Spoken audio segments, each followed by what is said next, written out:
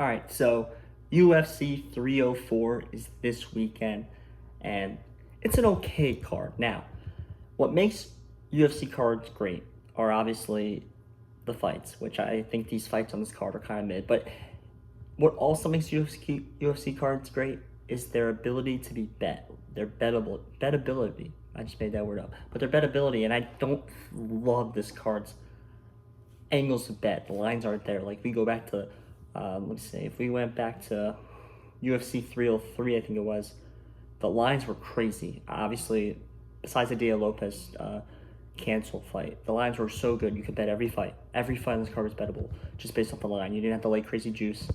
This card, not so much. I don't love it, right?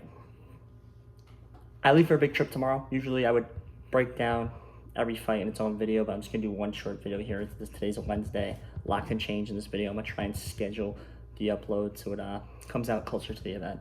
But I'm not in love with the first two fights this main card. I'm not even gonna talk about them. If I had more time, I probably would. But I'm just gonna start from the final three fights because those are the ones that I'm excited for. Bobby Green takes on Patty the Baddie Pimblett, and Bobby Green's the favorite right now. If you go on FanDuel, let me check right now. Bobby Green is a minus 122 favorite. Patty's minus 104. His money did come back in on Patty. He was a dog, plus money dog. And I agree. I didn't understand why at all Patty was a plus money dog. Bobby Green's on his way out. Bobby Green at any moment could retire and no one would even question a thing, right? Patty the Baddie is the UFC's next guy. Well, at least they want him to be so badly. I don't know if he's there yet skill-wise, but this fight is a must-win for him. And I know the UFC wants him to win this fight. That's why they're giving him a guy that's a little older, a little experienced. He could probably take down and dominate him that way and win this fight. That's probably his only way to win this fight.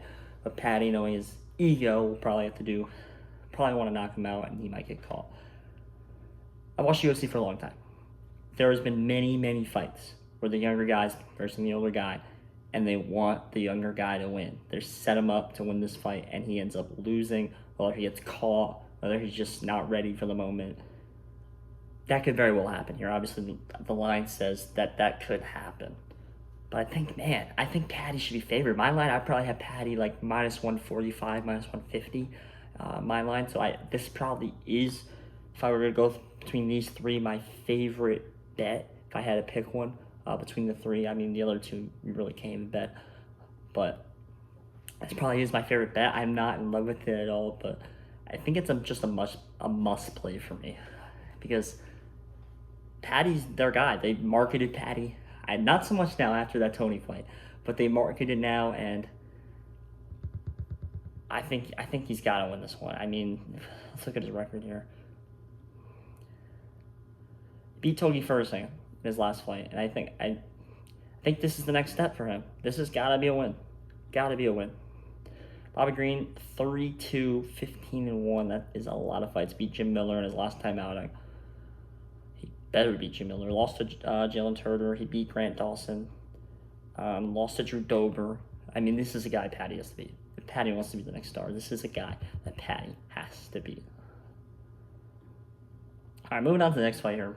Tom Aspinall, Curtis Blaydes. Can anyone out there tell me how in the hell did Curtis Blaydes get this fight? Can anyone tell me why Curtis Blaydes got this fight? What did Curtis Blaydes do to get this fight? This is just a fight to keep Tom Aspinall busy, to keep him not bored. Because I think the main fight here is obviously Aspinall versus the winner of Stipe Jones. If that fight even ever happens, and then if one of them even want to fight again, I don't know what the plan is at heavyweight. I think right now it's a little bit of a disaster at the moment. But I don't know how Curtis Blaydes got this fight. Yes, he beat Jailton Almeida, but he lost to Pavlovich, who Aspinall already beat. I don't understand. Minus 440, that makes sense. I think Aspinall wins.